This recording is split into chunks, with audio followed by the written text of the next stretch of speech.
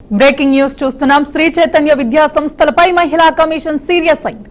సంస్థ చైర్మన్ కు మహిళా కమిషన్ సమన్లు పంపింది. బాచుపల్లి శ్రీ చైతన్య కాలేజీలో ఫస్ట్ ఇయర్ చదువుతున్న ఫస్ట్ ఇయర్ విద్యార్థిని వర్షిని మంగళవారం ఆత్మహత్య చేసుకుంది.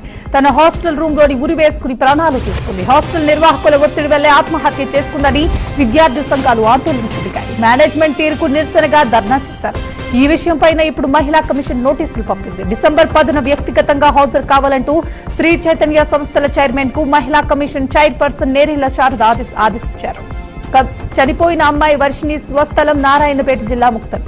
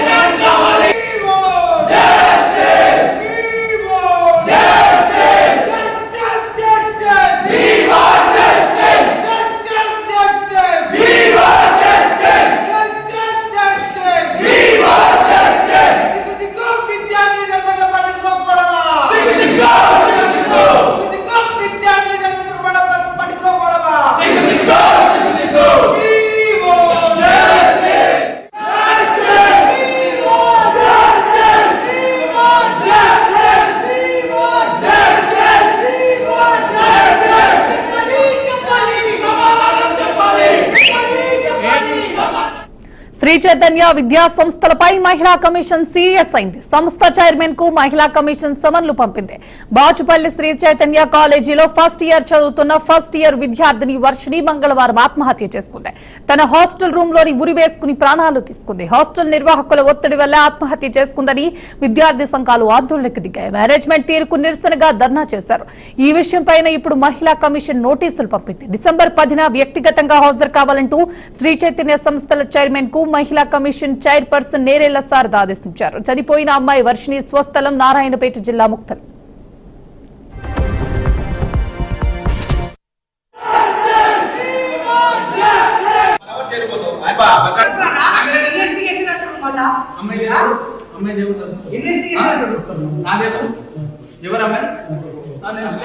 సంగారెడ్డి గవర్నమెంట్ మెడికల్ కాలేజీలో ర్యాగింగ్ కలకలం రేపింది. ఫస్ట్ ఇయర్ స్టూడెంట్ ని సీనియర్ విద్యార్థులు ర్యాగింగ్ చేశారు. దీంతో ఎందుకు ర్యాగింగ్ చేస్తున్నారంటూ సీనియర్స్ పై బాధిత విద్యార్థి సోదరుడు ఆగ్రహం వ్యక్తం చేశారు. మమ్మల్ని అడుగుతావా అంటూ మెడికోలు బాధిత విద్యార్థి ఇంటికి వెళ్లి దాడి చేశారు. వెంటనే అక్కడకు చేరుకున్న జూనియర్లు సీనియర్లతో గొడవకు దిగారు. ఒకరిపై ఒకరు దాడి చేసుకున్నారు. ఈ గ్యాంగ్ వార్ లో ఓ విద్యార్థి చేయి విరిగినట్లు సమాచారం. కాలనీ వాసులు పోలీసులకు సమాచారం ఇవ్వడంతో పంచాయతీ పోలీస్ స్టేషన్ కు చేరుకున్నారు.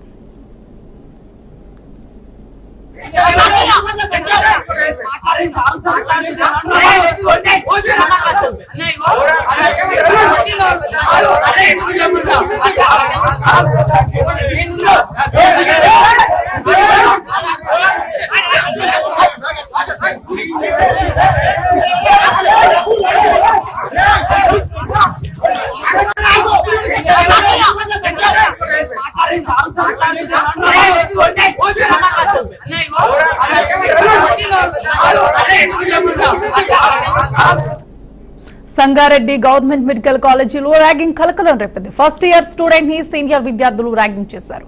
దీంతో ఎందుకు ర్యాగింగ్ చేస్తున్నారంటూ సీనియర్స్ పై బాధిత విద్యార్థి సోదరుడు ఆగ్రహం వ్యక్తం చేశారు. మమ్మల్ని అడుగుతావా అంటూ మెడికోలు బాధిత విద్యార్థి ఇంటికి వెళ్లి దాడి చేశారు. వెంటనే అక్కడకు చేరుకున్న జూనియర్లు సీనియర్లతో గొడవకు దిగారు. ఒకరిపై ఒకరు దాడి చేసుకున్నారు. ఈ గ్యాంగ్ వార్ లో ఒక విద్యార్థి చేయి విరిగినట్టు సమాచారం. కాలనీ వాసులు విద్యార్థులకు పోలీసులకు సమాచారం ఇవ్వడంతో పంచాయతీ పోలీస్ స్టేషన్ కు చేరింది. గతంలో తాను వ్యవసాయం చేసేవాడినని, ప్రస్తుతం రాజకీయం చేస్తున్నానని ముఖ్యమంత్రి చంద్రబాబు నాయుడు అన్నారు. నల్లజర్లలో రైతుల ముఖాముఖి కార్యక్రమంలో ముఖ్యమంత్రి మాట్లాడారు. వ్యవసాయం కోసం ఎప్పటి నుంచో ఎన్నో ప్రయత్నాలు చేశామన్నారు. వాజ్పేయి ఉన్నప్పటి నుంచే నదుల అనుసంధానం గురించి ఆలోచించామన్నారు. రాష్ట్రమంతా శ్రద్ధ పెట్టాం.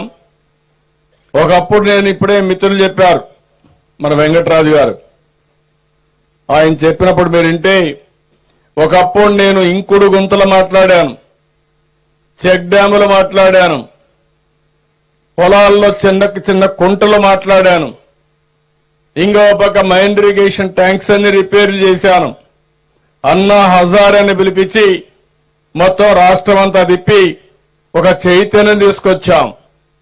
ఇంకో పక్కన రాజేంద్ర కుమార్ అనే వాటర్ మ్యాన్ ఆఫ్ ఇండియా అని ఈ యొక్క వాగులు వంకల్లో మళ్లీ నీటి వనరులు పెంచడానికి అనేక ప్రయత్నాలు చేశాం. ఇటీవల కాలంలో నేను వాజ్పేయి గారు ఉన్నప్పుడే నదుల అనుసంధానానికి శ్రీకారం చుట్టాలి, గంగా కావేరి కలపాలని ఆ రోజు నుంచి ప్రయత్నం చేస్తూనే ఉన్నాం. రాష్ట్రం మొత్తం డిసెంబర్ 1 కి 6.2 లేకుంటే 6.8 మీటర్లు భూగర్భ జలాలు వచ్చాయి. మీ నియోజకవర్గం మాత్రం 18 మీటర్లు. ఈస్ట్ గోదావరి జిల్లా. దానికి కారణం ఇక్కడుండే భూమి. రాయలసీమలో మీరు బాగా కరువు సీమ, అక్కడంతా 4 మీటర్లకు వచ్చింది నంద్యాల. ఇవన్నీ నీళ్లు తీసిపోయిన తర్వాత, చెరువుల్లో నీళ్లు పెట్టిన తర్వాత రాయలసీమలో భూగర్భ జలాలు పెరిగాయి. ఇప్పుడు నీళ్లు తక్కువ ఉండే ప్రాంతాన్ని మీరు చూస్తే ఈస్ట్ గోదావరి, రెండోది ఏలూరు జిల్లా, కొత్త జిల్లా, ఈ 3 తర్వాత ప్రకాశం జిల్లా.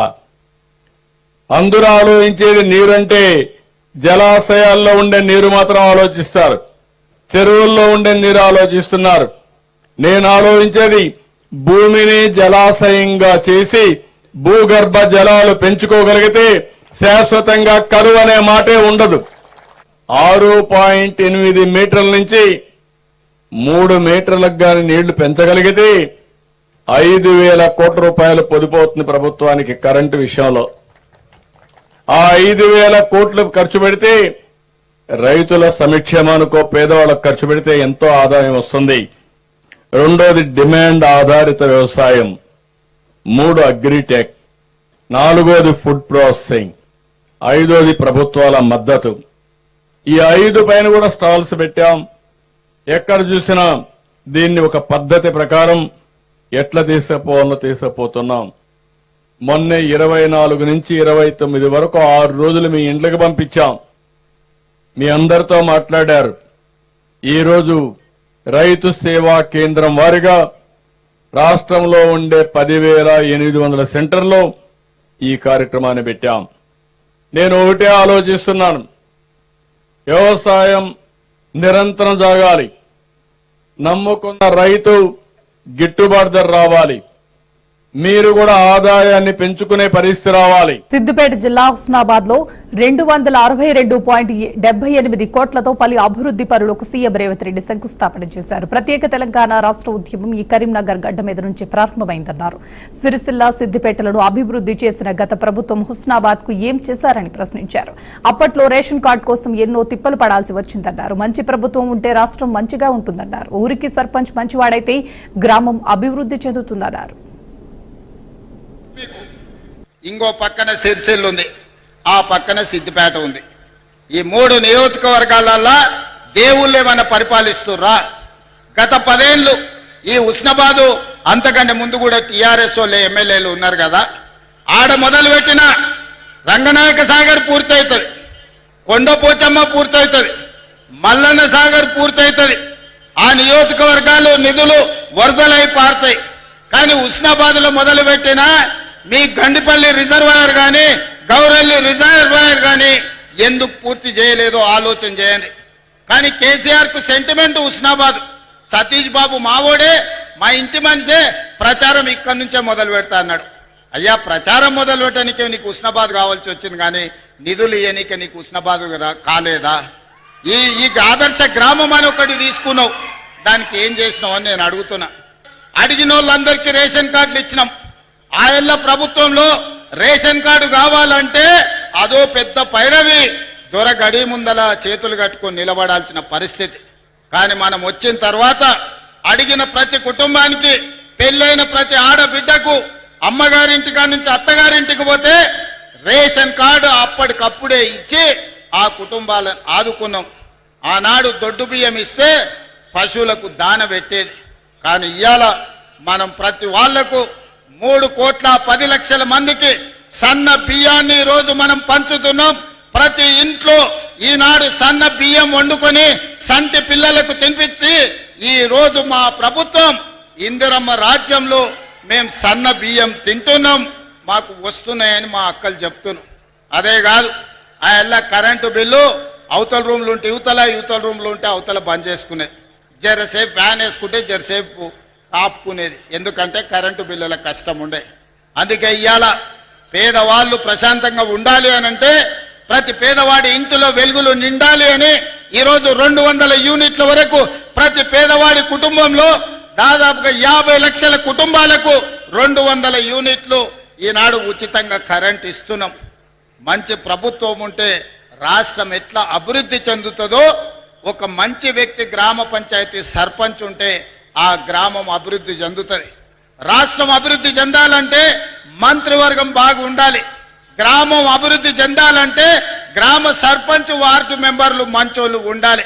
అంతే తప్ప మందు పోసిండను, క్వార్టర్ ఇచ్చిండను, ఫుల్లు తెచ్చిండను, ఏదన్నా మన చిన్న తప్పులు చేస్తే మనం గ్రామాలు దెబ్బతింటాయి. మంచోళ్ళని ఎన్నుకోండి, మంత్రులతో కలిసి పనిచేసేటోళ్ళని ఎన్నుకోండి, ఏదైనా ఈ ప్రభుత్వంతో కలిసిమెలిసి ఉండేటోళ్ళని ఎన్నుకోండి.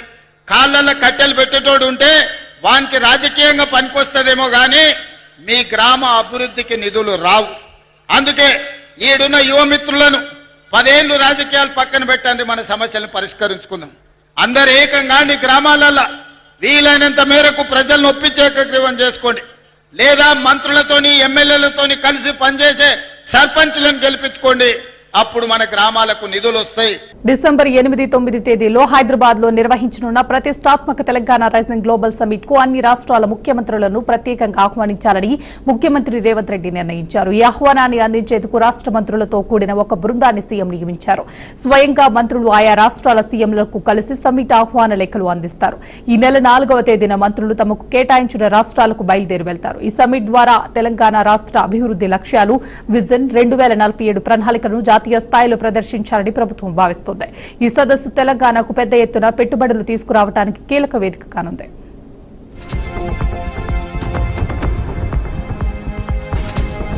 నకిలీ మద్యం తయారీ కేసులో మరో కీలక పరిణామం చోటు చేసుకుంది. ములకల చెరువు నకిలీ మద్యం తయారీ కేసులోనూ మాజీ మంత్రి జోగి రమేష్, ఆయన సోదరుడు జోగిరావు అంటే జోగి బ్రదర్స్ ను నిందితుల జాబితాలో చేర్చినట్లు పోలీసులు వెల్లడించారు. ఇందులో భాగంగా జోగి రమేష్, జోగిరాము పేర్లపై పీటీ వారెంట్ దాఖలు చేయగా కోర్టు దీనికి అనుమతి ఇచ్చింది. తాజాగా పీటీ వారెంట్ అమల్లోకి రావడంతో పోలీసులు ఈ రోజు జోగి రమేష్ మరియు జోగిరామును ములకల చెరువు కేసులో స్థానిక కోర్టు ముందు హాజరుపరచనున్నారు.